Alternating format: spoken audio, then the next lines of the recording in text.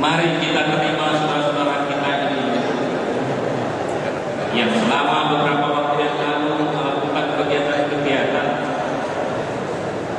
yang menyimpang dari kebiasaan.